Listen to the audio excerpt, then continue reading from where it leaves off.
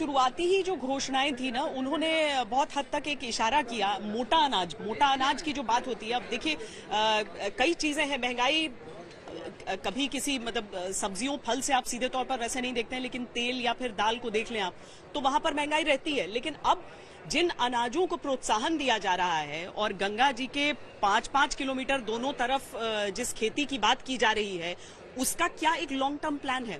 उससे क्या ये कोशिश है कि जो मुख्य जो जिससे आपको एमएसपी वाले जो फसल है वो अनाज है वो नहीं, बल्कि उनके बियॉन्ड आप जाएं, ताकि एक फिर महंगाई को डील करने के लिए एक लॉन्ग टर्म प्लान को देखें, या फिर बाकी किसानों को भी उस हिसाब से टारगेट करें? क्योंकि किसानों की नाराजगी जो सिर्फ चुनावों तक नहीं सीमित रहेगी, यहाँ पर चुनावों के आगे भी बहुत सारे ऐसे मुद्दे होंगे और किसानों के मुद्दे भी सिर्फ चुनावी होते नहीं है। तो उन चीजों को आपको अगर एड्रेस करना है, उन चीजों को अगर आपको देखना है, तो उसके लिए ऐसे प्रावधान जरूर रखने होंगे जिसका इस समय आकलन भले एक अलग दृष्टिकोण से किया जाए, लेकिन आने वाले समय में उसका आकलन अलग हो जाता है। और देखिए ये जो इस समय ये रुपया लगाकर हम चल रहे हैं, इसे भी डिजिटल कर दिया है। मुझे लगता है कि ब्रोच की जगह हम लोग सिर्फ ऐसे एक डिजिटल बटन रख सकते हैं। वो डिजिटल हुआ है, उसका क्या मायने है? क्रिप्टो करेंसी वाले लोग बहुत ज्यादा इस समय चिंता में है कि क्या होने वाला है। टैक्स तो लग गया, टैक्स तो दे ही रहे थे, लेकिन अब एक तरह से सरकारी मुहर भी है और जो आप कर रहे हैं वो फिर भी मेन स्ट्रीम नहीं है। तो देखिए, ये ड्रोन्स का इस्तेमाल, तकनीक और डिजिटल पुश, ये सरकार ने हर पैमाने पर, हर स्तर पर करने की कोशिश की है। बीटिंग रिट्रीट पे अगर ड्रोन आसमान में हिंदुस्तान की ताकत को बुलंद कर रहे हैं, तो ड्रोन से वो कह रहे हैं कि अब खेतों तक हम पहुंचाएंगे, हम आपको फर्टिलाइजर स्प्रे से लेकर। अच्छा, आप में से कितने लोग हैं जिन्होंने क्रिप्टो करेंसी के बारे में सुना है? क्रिप्टो करेंसी के बारे में कितने लोगों ने सुना है? हाँ, इन्वेस्ट भी करा हुआ है। कुछ लोग ऐसे भी हैं जिन्होंने इन्वेस्ट किया है। आप लोगों ने क्रिप्टो करेंसी के बारे में सुना है क्या? कितने लोगों ने सुना है क्रिप्टो करेंसी? पैसा कितने लोगों ने लगाया है? 2-3 लोग, बहुत कम ही लोग। आपने भी लगाया है क्रिप्टो करेंसी में, तभी इतनी चिंता में भाग के आ रहे थे। 30% जाएगी अब कमाई पर। तो देखिए ये भी एक दिलचस्प तरीका है, डिजिटल रुपया। देखिए इसका नाम इतना कठिन था कि बहुत सारे लोग इस पूर्वाग्रह से ग्रस्त रहते थे कि अरे क्रिप्टो करेंसी अभी नहीं पहुंचा है लोगों तक। लेकिन आप अगर अपनी तरफ चारों तरफ निगाहें उठाकर देखें तो ये सामान्य लोग हैं या आम लोग हैं, और इसमें से कितना बड़ा वर्ग है जो क्रिप्टो करेंसी जानता है, उसमें इन्वेस्ट कर रहा है। 1% टीडीएस, और दूसरी तरफ अगर आपकी उससे कमाई होती है तो 30% उस पर टैक्स लगा दिया गया है। तो सरकार का उस पर रुख भी है। अब वो डिजिटल रुपया भी लेकर आएंगे, तो इसमें खुद ये मतलब ये सरकारी क्रिप्टो हो जाएगा एक तरह से। तो ये प्रोग्रेसिव होकर डिजिटल चीजों में ये सरकार अपने आप को काफी इन्वेस्ट करती है, उसमें खपाती है। वो कह रहे हैं कि हम डिजिटल रुपया लेकर आएंगे। चेहरे की निराशा भी थी 30%। आप अगर मायूस है कितने लोग? 30% कमाई पर पैसा लगेगा क्रिप्टो के? नहीं है कि है? पर हाथ हिलाने से नहीं होगा। खुश हैं कि नाखुश हैं? नाखुश है। आप हटिए, आगे से हटिए। नाखुश हैं?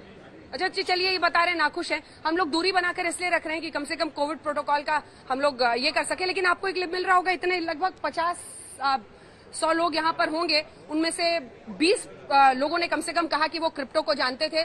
एक व्यक्ति कह रहे हैं कि उनको नुकसान का अंदेशा है जो 30% टैक्स कमाई पर लग गई है। तो ये भी एक मेन स्ट्रीम में आप बजट के दिन क्रिप्टो करेंसी की बात कर रहे हैं, डिजिटल रुपया सरकार लाने की, डिजिटल पुश भी है उनका। तो दूसरी तरफ ड्रोन को भी मेन स्ट्रीम करके वो कह रहे हैं कि अगर वो विजय चौक पर, राजपथ पर बीटिंग रिट्रीट में होगा तो वहां से हम इसको किसानों के खेतों तक भी ले जाएंगे। अच्छी बात तो है कि पाकिस्तान जैसा देश देखिए, वो ड्रोन का इस्तेमाल किस चीज के लिए करता है? तो हथियार ड्रॉप करने के लिए, ड्रग्स पहुंचाने के लिए। लेकिन हिंदुस्तान एक ऐसा देश है जहां पर जो युवा दिमाग है वो ऐसे इनोवेशंस भी करता है और उसके बाद उनका प्रयोग भी इस तरीके से किया जाता है जो देश की बेहतरी के लिए हो। और इसीलिए डिफेंस सेक्टर में जब हम देखते हैं कि सिर्फ एक स्वदेशीकरण का नारा नहीं चल रहा है, बल्कि वहां पर वाकई उस तरह का आवंटन है। क्योंकि अभी उत्तर प्रदेश के अंदर ही देख लीजिए, जो पूरे डिफेंस कॉरिडोर का निर्माण हुआ है और उसमें जिस तरह के मेक इन इंडिया का पूरा कार्यक्रम आगे बढ़ रहा है, डीआरडीओ की तरफ से जो मिसाइलें या फिर टैंक्स या फिर फाइटर्स पर काम चल रहा है, उन सारी चीजों को अगर पैसों का समर्थन मिल जाता है, बजट में वो आवंटन मिल जाता है,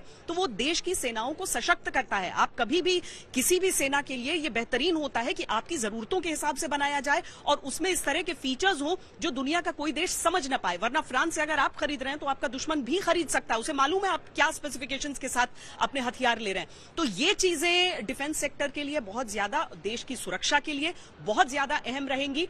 लेकिन एक बार फिर अगर मोटे तौर पर इस बजट को देखा जाए तो आज आपकी जीवन में कोई परिवर्तन हो जाएगा, ऐसा भी नहीं है, लेकिन आने वाले दिनों के लिए जरूर आपको एक बेहतर समय दिखा रहा है। बिल्कुल 9.2 एक बार फिर से ग्रोथ रेट को प्रोजेक्ट किया वित्त मंत्री निर्मला सीतारमण ने। महामारी से उबरने के लिए जिस तरह से एक रास्ता बनाया गया है, इसको लॉन्ग टर्म ही कहा जा सकता है, लॉन्ग टर्म बजट। लेकिन आप दूसरी तरफ देखिए कि कल जब आर्थिक सर्वेक्षण आया तो ये सवाल उठा 8 से 8.5 का आप ग्रोथ रेट प्रोजेक्ट कर रहे हैं, क्यों 9.2 जो एनओसो ने प्रेडिक्ट किया था आप उससे नीचे आए हैं। लेकिन एक बार फिर से वही ग्रोथ रेट प्रोजेक्ट कर रही है निर्मला सीतारमण भी। कुल मिलाकर चाहे वो प्रधानमंत्री आवास योजना, आत्मनिर्भर भारत पर काफी जोर दिया गया है। कई इंसेंटिव स्कीम्स है जिसमें ये कह रहे हैं कि सीधा दावा कर रही है सरकार कि आत्मनिर्भर भारत का जो रिस्पांस है उससे हम additional production of 30 lakh crore करेंगे और 60 लाख नई नौकरियां।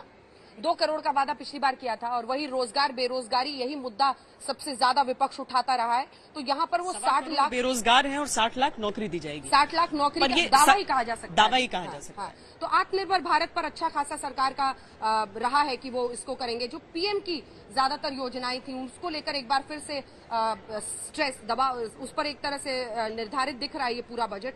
पीएम गति शक्ति जो योजना है उसको लेकर कई नई ट्रेनों का जो वंदे भारत ट्रेनें हैं उसमें इजाफा किया गया है, कार्गो टर्मिनल्स में इजाफा किया गया है।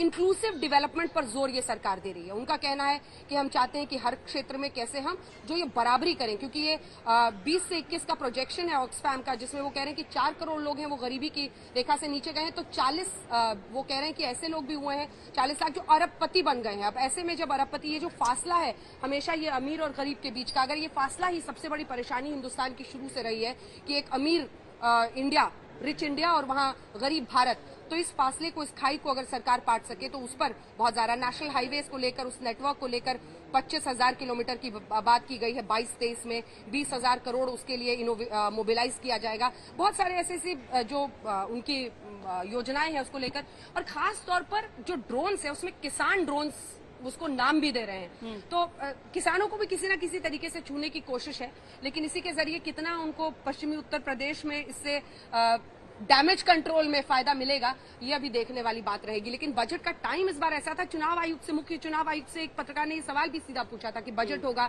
चुनावी हो गया तो क्या होगा। तो डायरेक्टली कुछ नहीं है, लेकिन इनडायरेक्ट तरीके से, चाहे वो एमएसपी का सीधा डायरेक्ट बेनिफिट ट्रांसफर के जरिए भुगतान हो या फिर ये किसान ड्रोन्स, इसके जरिए एक प्रोजेक्शन जरूर उनके नेताओं को मिला है।